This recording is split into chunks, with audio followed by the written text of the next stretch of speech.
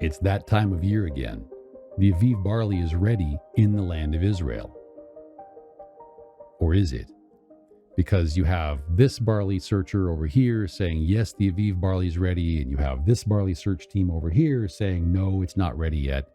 And they have different definitions of what Aviv barley is and how much you need and how to reckon Aviv barley. And you have two other messianic teams with different definitions themselves, but they're siding with the Karaites and not with the messianic sister.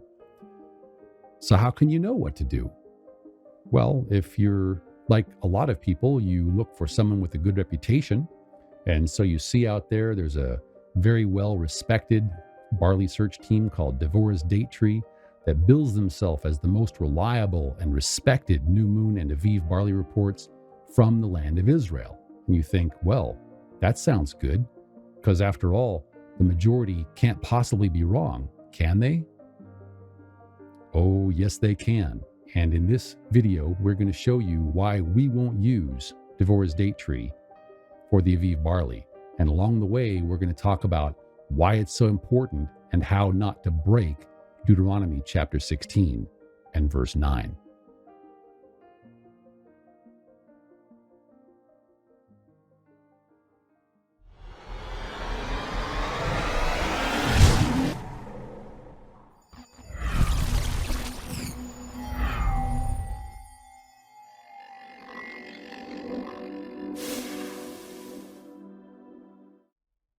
Welcome to Nazarene Israel. My name is Norman Willis, and I'm the apostle for Nazarene Israel. And I learned about Aviv barley back in around 2001 to 2003 from the Karaites themselves. And I've followed it very closely ever since, because all of the other feasts key off of the barley, which sets the initial start date, what's called the head of the year. Now, today, my job is to interview and qualify the witnesses to the Aviv barley, so that we can know when to start the head of the year, so that all the rest of the feast days fall into place.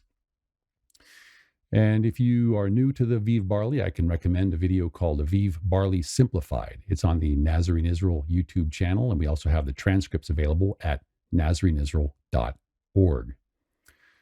But I never thought I would have to do this. In this video presentation, we're going to have to talk first about what is copyright and what is fair use.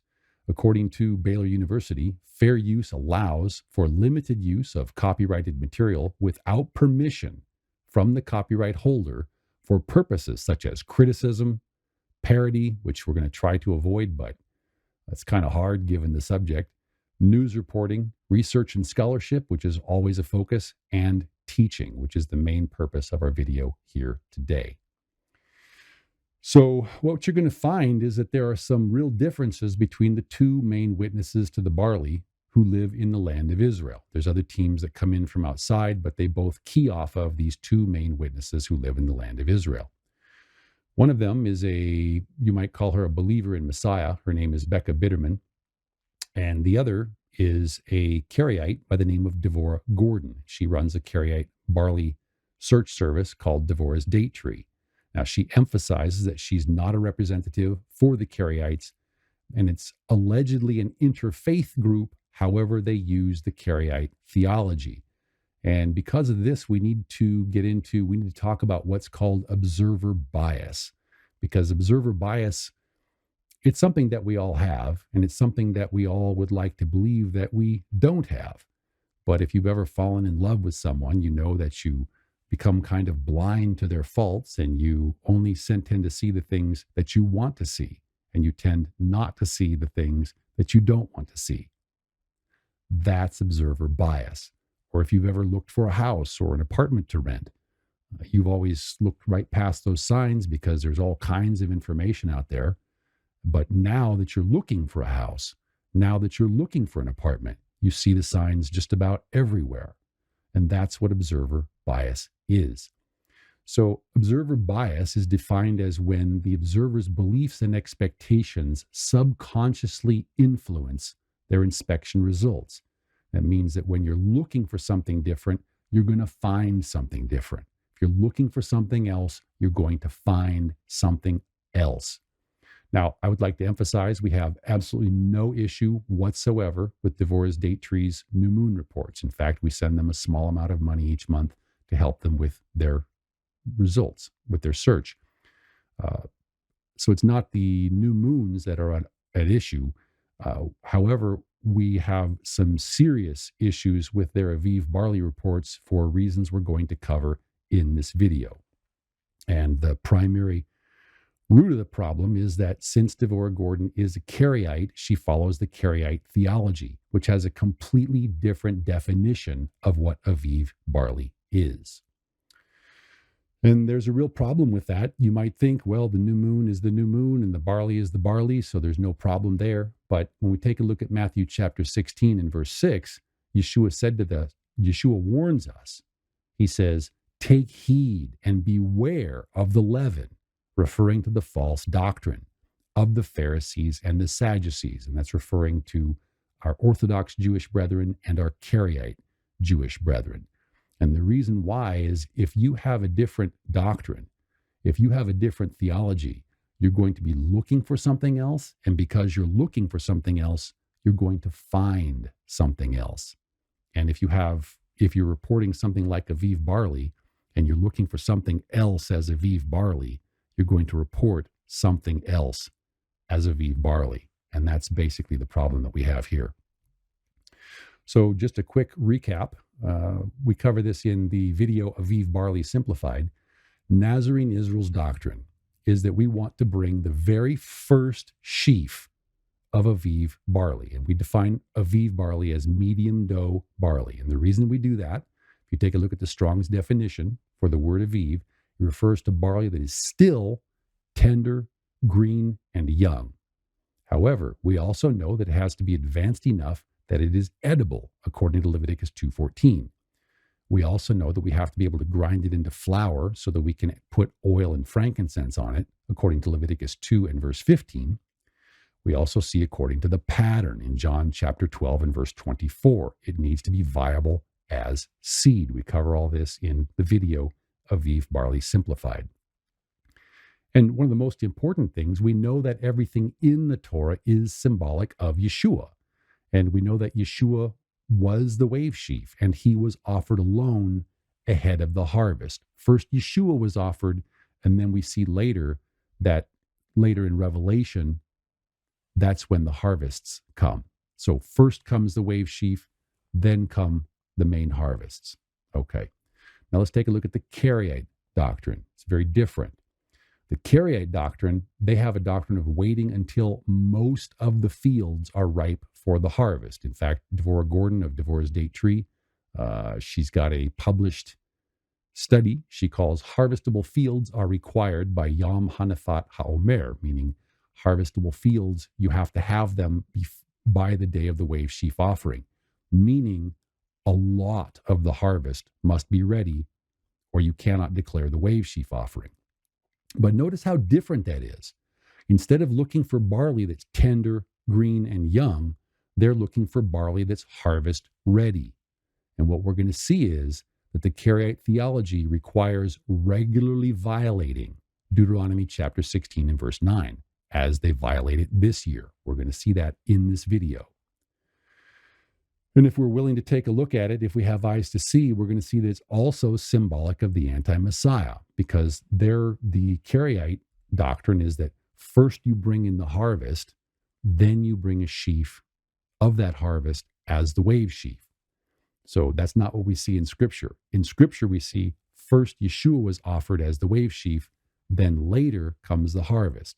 The Karaites want something else. They want to see the harvest brought in, perhaps symbolic of how the Jews were brought back to the land in 1948. Then they bring forth a wave sheaf, symbolic of their anti-Yeshua Messiah. So we see in 1 Corinthians chapter 15 and verse 20, we see that Yeshua is the wave sheaf. The apostle Shaul, or Paul, tells us, "But now Messiah is risen from the dead, and he has become the first fruits of those who have fallen asleep." And in verse 23, he says, "But each one in his own order. First, Messiah, the first fruits, and then afterwards, those who are Messiahs at his coming." So again, the pattern we see in Scripture is that first we offer the wave sheaf, then comes the harvest. And the Karaites teach something completely opposite. They teach first comes the harvest, then you bring the wave sheaf. Okay. So let's take a look now at Deuteronomy chapter 16 and verse 9. So this is what Yahweh says. This is the verse that's being broken.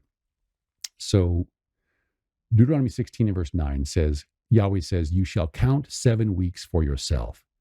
Begin to count the 7 weeks from the time you begin to put the sickle to the standing grain. Then you shall keep the Feast of Weeks, of Shavuot or Pentecost, to Yahweh or Elohim. Okay, so the problem here is that what Yahweh is saying is, okay, when you start to cut that very first sheaf, that's when your 7-week count up to Pentecost begins. So cut the very first sheaf, that's when you start counting your 7 weeks.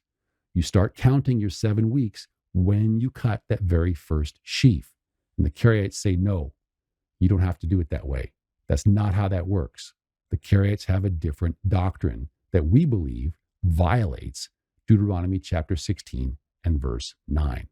We're going to see more evidence of that in this presentation. Now, I think we're going to start doing a detailed Aviv Barley report every year as we go along, just because this is such a contentious issue every year. So what I want to do is I want to chronicle a little bit of the history that's gone into this spring so that people can see how this different Karaite theology impacts the harvesting of the barley and why it will end up eventually ruining the barley farmers with the earliest ripening crops. We're seeing ample evidence of that this year. Okay, so on February the 6th, 2021, now if you're watching this in future years, just think back to when 2021 was. But on February the 6th, 21, our believing sister, Messianic sister, Becca Bitterman, she found Aviv, or medium dough barley, on the south side of a field in the Galilee region, near where she lives in Poria Elite. Now, this was 22 days before the wave sheaf offering of February the 28th. And that's important because you have to have a sheaf of Aviv barley to present by the time of the wave sheaf offering. Well, here it is. It's right there. It's on her YouTube channel. Check about 6 minutes and 34 seconds. Now, there's still 3 weeks and a day to go from the time this barley is, and this is what you're looking for. We cover this in the other video, but this is basically what you're looking for, is you're looking for barley. It's still tender, green, and young, but it's starting to turn this golden color. It's just starting to turn. That's when you know it's medium dough. Or that's where you're not going to inspect it just by looking at it. You're actually going to inspect it close up. But that's the kind of thing you would suspect. Now you can see the north side of this field is still green. That's very important. See how the north side is still green? But as we start to come closer to the south side, you see how the barley starts to be more advanced. Okay, we're going to talk a lot more about that as time goes on. Okay, now, 5 days later, here comes Devorah's date tree, Devorah Gordon of the Karaites, and they inspected the northern quarter of this field. Okay, so they came in, and if you watch their video closely, and if you know what you're looking at, and a lot of people, they don't know what they're looking at, so that's more difficult. But they came in and inspected the northern quarter of this field. Never got into the south end here. Never got into it. Okay, so they only inspected the northern part. Okay, and then they inspected the northern quarter, and they could not find the Aviv barley in that field. Now, that was very interesting to us because that field is not very big. That field is only about the size of 2 football fields or perhaps 2 soccer fields. Okay, just not that big. And at a certain point, again, if you know what you're looking at, there was a certain point during the presentation when Devorah Gordon stood there. She found a patch of ripe barley on the northern edge of a fenced area that was about the size of maybe a triple tennis court. And she could see more similar barley inside the fenced area. about the size of a triple tennis court.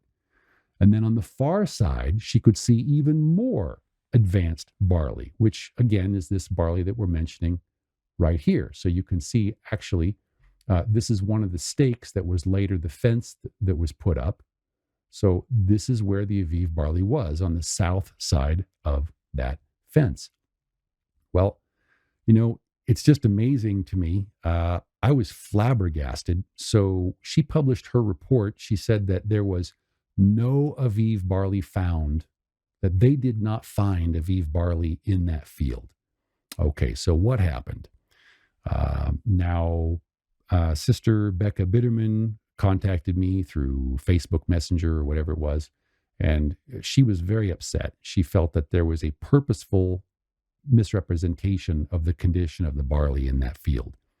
Now, that is a very, very, very serious charge. So, of course, my job is to verify the witnesses to the Aviv barley so that we know when to start the head of the year. So with a charge, with an accusation like that, I had to investigate it. And we went over and over and over her witness for many hours.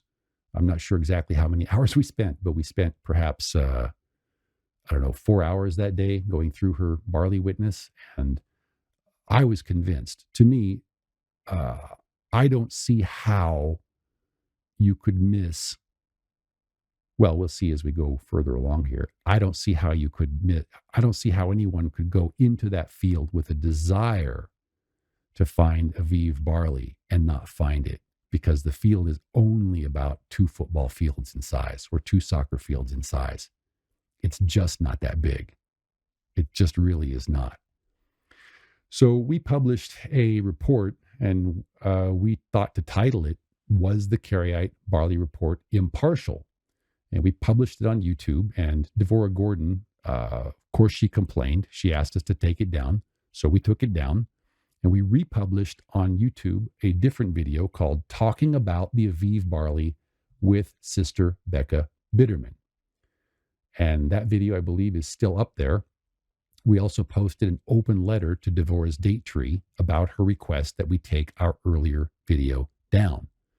And I would recommend to you, if you want to know what really went on that during that, I would recommend reading that. It's on the Nazarene Israel website. Now, 10 days later, but I personally don't see how any motivated barley searcher could go into that field and not find the Aviv barley. You're standing right there on the northern edge of a triple tennis court. You look through the fence, you can see more barley that's ready, and you look on the far side of that fence and see even more barley that's even more ready. And it would take less than a minute to walk around the triple tennis court. Just couldn't manage to do it. Just couldn't figure that out. Okay, I'll let you draw your own conclusions on that, whatever you believe. But on February the 21st, this is 10 days later, 10 days after the Karaites, Becca Bitterman went back to that field, and she found approximately the entire southeastern third of that field was ready for harvest. The Karaites could not find, Devorah's date tree, Barley Inspection Service, could not find Aviv barley 10 days before, when a third of the field was ready for the harvest 10 days later. Now, bear in mind, there's still 7 days to go until the wave sheaf. So Becca, she spoke with the owner of the field, and he allowed her to take a whole bucket, that's like a 32-liter bucket or whatever it is, filled with barley that is effectively ready for the harvest. So when we talk about that more in Aviv Barley Simplified. Now, the field was later bulldozed to create a park for a tree park for a family. But the point is that there was extensive video documentation of that field. And we have ample reason to believe that Devorah's date tree was aware of Becca Bitterman's extensive documentation, because Devorah's date tree knew how to find that field, and many other reasons. They also seem to have known how to find the other field that Becca Bitterman searched out. So now, one more day after that, on February the 22nd, we've still got 6 days to go before the wave sheaf of February the 28th.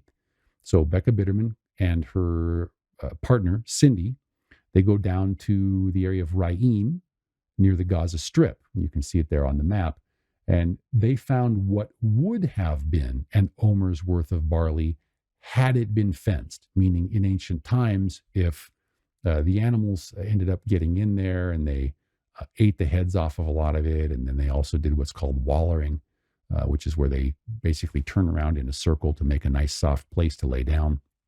But you can see here, there was a lot of barley that's effectively ripe. It's ready to go, basically. So anyhow, so now what we saw, so we have 6 days remaining until the wave sheaf offering of February the 28th. We have 2 fields with Aviv barley. And we'll see later that it only, at least as it was understood in the first century, you only need a handful. You need to gather it up and make a sheaf. It's not a huge amount. You just gather what you can gather together in your hand, and that's a sheaf. Okay. The key thing is this barley will not remain in the stalk. It will not last until April the 4th. Barley just doesn't do that. If you are a barley plant, your goal is not to get harvested. Your goal is to push out babies that are then going to fall to the ground so that they can grow and reproduce. Your goal as a barley plant is not to be harvested. Your goal is not to be eaten by animals. So you want to drop your seed. And this is also why Yeshua tells us in Mark chapter 4 and verse 29, Yeshua says, "But when the grain ripens, immediately the wise farmer puts in the sickle because the harvest has come." Well, immediately the wise farmer puts in the sickle because the barley is going to drop its grain soon after that. It's not going to hang out for another month. Barley just doesn't do that. Okay, so now check this out. So on the 1st and 2nd of March, here comes Devorah's date tree. Again, hesitate to make comparisons to the Keystone Barley observers, but they come back to the northern field on the 1st and 2nd of March. Now that's 8 days after Becca Bitterman took a big 32-liter bucket of barley out of there, and that's 8 days after the southeast third of that field was ready for the harvest in the southeast third section. And she and her team, they re-inspected only the northern quarter of that field. And again, we're talking about a barley field that's no bigger than perhaps 2 soccer or 2 football fields put together. Now, notice what she says, and this is what, again, I understand a lot of people have never, I was introduced to the barley back in 2001 and studied it with Nehemiah Gordon of the Karaites through about 2003, and I've followed it closely ever since. And I've seen how they change their definitions over time. First, they changed their definition of how the new moon is sighted. Then back in 2016, they changed their definition of how to reckon Aviv barley. And I've watched all these things occur over time, but this is very interesting, and I've also grown barley several times myself, so I'm familiar with the process. I know about how long it takes to go from various stage to stage in this kind of a thing. So now listen very carefully, read very carefully what she says here. She says, we even spot, so she's re-inspecting only the northern quarter of that field. If you watch her video carefully and you're familiar with that field and you know what she's doing, you can see that she limits herself to the northern quarter of that field, even though she's well aware of Becca Bitterman's work and she's well aware that the barley is in the southern end of the field, the ripe barley. Now she says, we even spotted a ripe patch in that same field in the Galilee where we found a ripe patch 2 weeks ago. Okay, very good. But the rest of the field was not nearly as developed, speaking of the northern quarter of the field. And the patch that we found a couple of weeks ago has since shattered and been filled with new stalks, which are the same maturity as the rest of the field. And what she is really saying here is that the barley has lost its first flush. So this particular year in 2021 has been an extreme weather year. There was a long section of about 6 weeks where you had a lot of sunshine, and some of the barley progressed to the stage that it was going to mature. And barley can reach what you might call a point of no return. So it's reaches a certain stage and it's going to drive forward to fruiting no matter what you do. But then they hit a cold stretch, and the rest of the barley pulled back during that cold stretch. So you have what might be called a first flush of barley, and then wait, and then now you're going to end up with a second flush of barley. So we're seeing two flushes of barley in this particular year, and this is what Ms. Gordon is describing, is that she sees that the first patch of barley that she found on the northern edge of the fence had since shattered, meaning it had already fallen to the ground. Okay, now that's part of the northern tip of the third of the field that was ripe by that point in time. She said that barley had already shattered, doesn't matter to her. And it says, and has been filled in with new stalks. We're talking about the second flush, which are the same maturity as the rest of the field. Now, if you understand what she's saying here, and if you understand the context in which we're saying it, that is extremely significant. Because just close your eyes and imagine for a second that you are the barley farmer that owns this field. Okay, so what we're talking about is you're going to have to give up the first flush, which in your particular case was a third of that field. So if you think about it, that 1/3 plus if it refills in, and now you've got 3/3, you've got 4/3. So you're going to lose the first flush. You're going to lose fully 1/4 of your barley harvest because you're waiting for the whole field to be harvestable before you're willing to declare the Aviv. So now if you can think about how that would feel to you as an ancient Israelite to believe that you have to give up 1/4 of your harvest, 1/4 of your income. I think many of us today, if we were told that we had to give up 1/4 of our income, that would be a difficult thing for very many people. Okay, so now let's continue on. So that was the northern field. And just somehow, they were just miraculous. For some reason that no one can seem to understand, again, they only searched the northern edge of that field and just couldn't manage to find the barley that was on the southern edge of the triple tennis court area. Just couldn't seem to do it. Okay, we're going to leave it there.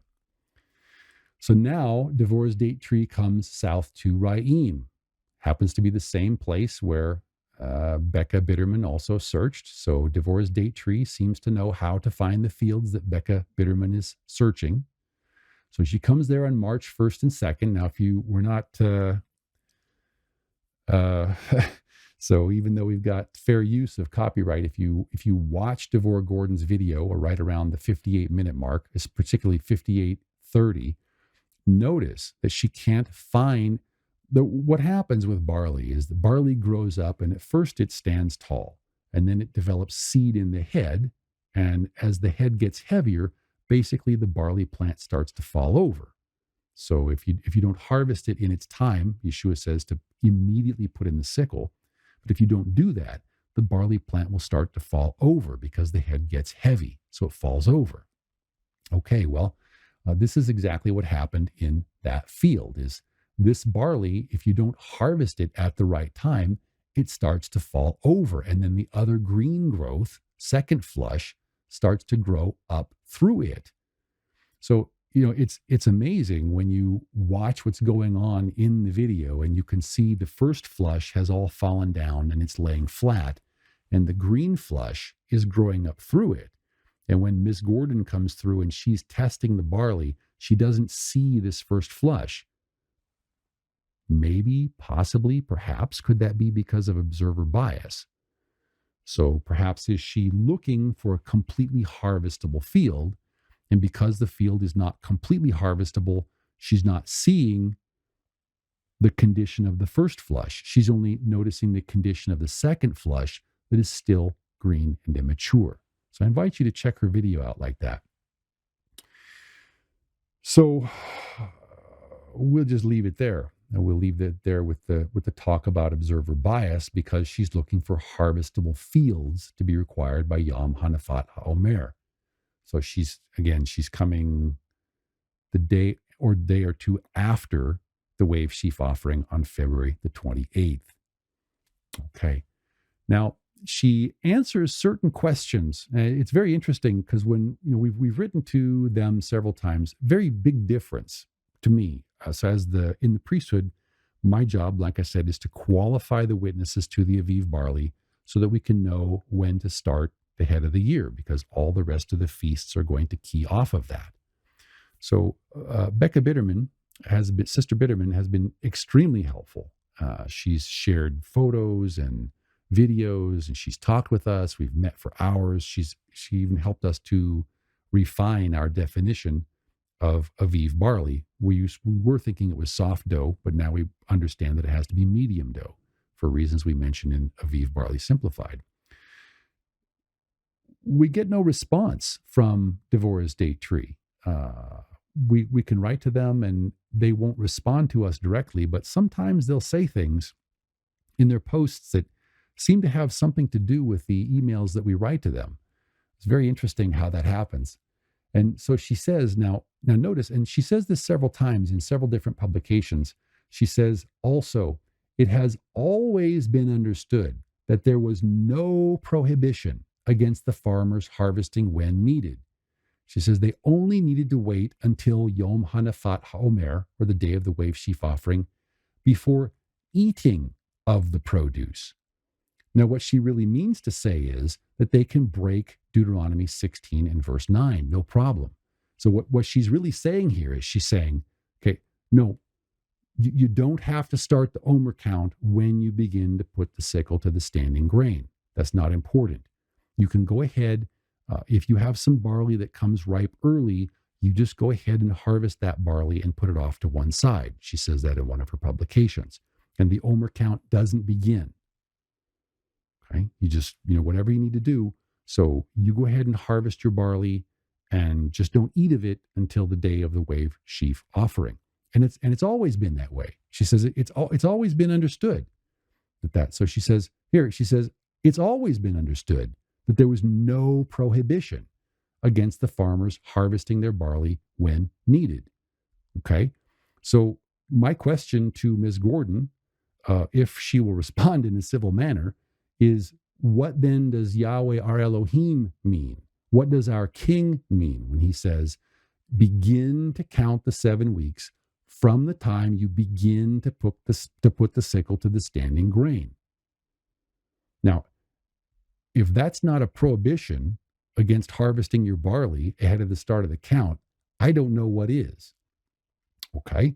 So, alrighty, so some people might say, well, you just simply have a difference of interpretation, how to interpret Deuteronomy 16 and verse 9. And so, but maybe she's right. Maybe there has never been any prohibition. Okay, well, let's check the historic literature. So if we come to Flavius Josephus, he was a high priest in the first century. So if anybody would know how things were done in the first century, it would be him.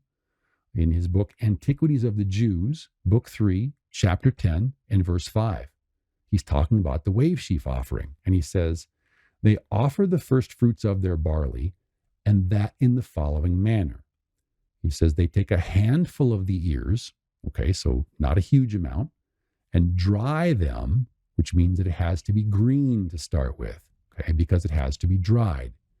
He says, and beat them small, and then purge the barley from the bran. Now that right there tells us that it's not ripe barley, because ripe barley, it's easy to separate the barley from the bran. Okay, and then they bring 1/10 deal to the altar to Elohim. So you bring 1/10 of it to Elohim, and casting one handful upon the fire, they leave the rest for the use of the priest.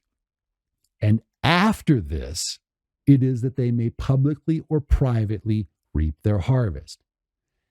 After the wave sheaf offering has been brought, they may publicly or privately reap their harvest.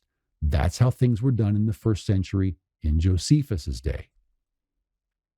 Okay, now let's take a look. There's other witnesses here. Rashi. Now, Rashi is one of the foremost Jewish commentators ever. And here is his commentary on Leviticus chapter 23 and verse 10. So he says, the first fruits of your harvest. So he's quoting the scripture. And then he says, this means that it, referring to the wave sheaf or the omer, shall be the first thing to be harvested. Let's compare that with Miss Gordon's words. Okay, now, if you want more witnesses, let's come here to Maimonides or the Rambam. Again, another one of the foremost commentators in all of Judaism. In his work, the Mishnah Torah, which is a major work, in daily offerings and additional offerings, in chapter 7 and verse 13, he says, it is forbidden to reap any one of the 5 kinds of grain in the land of Israel before the reaping of the omer, or the sheaf of the wave offering. As it is written, the first of your harvest, again referring to Leviticus 23 and verse 10, meaning that the wave sheaf should be the first of all that is harvested. Are you getting this? We want more witnesses. Let's come here to Rabbi Chaya in his work Sifra in Emor, section 10, verse 3, also dealing with Leviticus 23 and verse 10. And he quotes scripture and he says, and you shall reap its harvest, the first of your harvest, and meaning the wave sheaf must be the first of all that is harvested. Okay, so more witnesses. Let's come to Siftei Chachamim, commentary also on Leviticus 23 and verse 10, referring to the first of the harvest. And he says, the Jews may not reap their fields until the omer is reaped first, before all of everything else that is being reaped. Okay. Now let's take a look at Miss Gordon's words again. She says, we even spotted a ripe patch in that same field in the Galilee where we found a ripe patch 2 weeks ago, but the rest of the field was not nearly as developed, and that patch we found a couple of weeks ago has since shattered and has been filled in with new stalks, which are the same maturity as the rest of the field. And she's apparently completely unconcerned by this because she's waiting for the whole field to become ripe so she can harvest the whole field first and then bring a sheaf of that harvest to the priest. According to her doctrine, harvestable fields are required by Yom HaNefat HaOmer. So this is why Yeshua tells us, take heed and beware of the leaven of the Pharisees and the Sadducees, of the Orthodox rabbis and the Karaites, because they're going to lead you to do something other than what Yeshua says to do. They're going to lead you to do something other than what the Torah says to do. Okay. So now, if you have lost, we're talking about a third of the field that was harvestable before the day of the wave sheaf offering. And Devorah's date tree was unable to find it. And so now if you can just sort of close your eyes and imagine, okay, just imagine that your name is Yossi Cohen. He happens to be the head of the Mossad. We found that out later. But just imagine that you're a barley farmer in ancient Israel. And you happen to live in one of the areas where the barley ripens first, and you decide you want to grow the barley so that you can donate the wave sheaf to Yahweh. Now, what do you do if your barley is one of the first fields to ripen? What do you do if that's your field? Okay, now you are faced with a choice. Either you can lose effectively 25% of your crop. You can lose that first flush of barley that comes ready. So now you're down to 75% of the income you could have. Or if it's a famine year, you're down to 75% of the barley that you can feed your family with. Or you can violate Deuteronomy chapter 16 and verse 9, which tells us not to start cutting until the Omer count begins. That's effectively the choices that you have. So what do? Do you harvest before the day of the wave sheaf offering? and break the Torah at Deuteronomy 16 and verse 9? Or do you lose 25% of your crop this particular year? Okay. I believe that Devorah's date tree needs to spend some serious time thinking about that. How would she feel if it was her field? Well, she's already told us. She would simply cut that barley and put it aside and say, well, the Omer count doesn't begin yet, because she doesn't want it to begin yet. That's why we don't use Devorah's date tree for the barley service. Okay, so Devorah's date tree speaks to this. In one of their frequently asked questions section, they said they're asking the frequently asked question, wouldn't the heads break if they got that dry? And she responds, and as for the heads which might break because they became too dry, keep in mind that the ancient Israelites would have presumably cultivated the seeds and planted the stronger ones each year, so the heads would have been much sturdier than those that we are looking at. I don't understand that. I don't get that at all. So explain to me something. So if you are, in the first place, you're supposed to offer the best of your barley and all the rest of your crops to the priesthood anyway. And in the second place, you want barley that separates easily from the head, because you're going to need that during threshing. So why would you select for barley that's going to stay in the head longer? You wouldn't want that. You just want a system by which you can immediately put in the sickle and harvest the barley as it becomes ripe, like Yeshua says. That's what you want. So, and if the ancient Israelites had hypothetically bred their barley to stay in the head longer, and that was the barley that was selected for and cultivated, then why don't we have that barley today? So if that's how they cultivated the barley back in the first century, then wouldn't that still be the barley that we have today? I don't understand their response. And in any event, to me, we are clearly not supposed to think of reasons why we should be able to break Deuteronomy chapter 16 and verse 9. My understanding, I was voted most scientific in my high school graduating class. Now, the way I understand science is, first you posit your theory, then you check your theory against the available evidence. And if the available evidence lines up with your theory, then it could be a valid theory. But if the available evidence refutes your theory, then you need to get another theory. Okay, so what we see is, if you're going to interpret Deuteronomy, why can't we take Deuteronomy 16 and verse 9 at face value?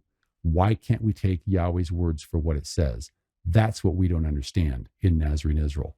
That's why we're using Sister Becca Bitterman as a witness, is because we don't want to break Deuteronomy chapter 16 and verse 9. We encourage you not to do so also. So if you are a believer and you are following the Karaite calendar as opposed to the Aviv Barley calendar, we would encourage you seriously to rethink your theology, and we encourage you also to watch Aviv Barley Simplified. Thank you. Shalom.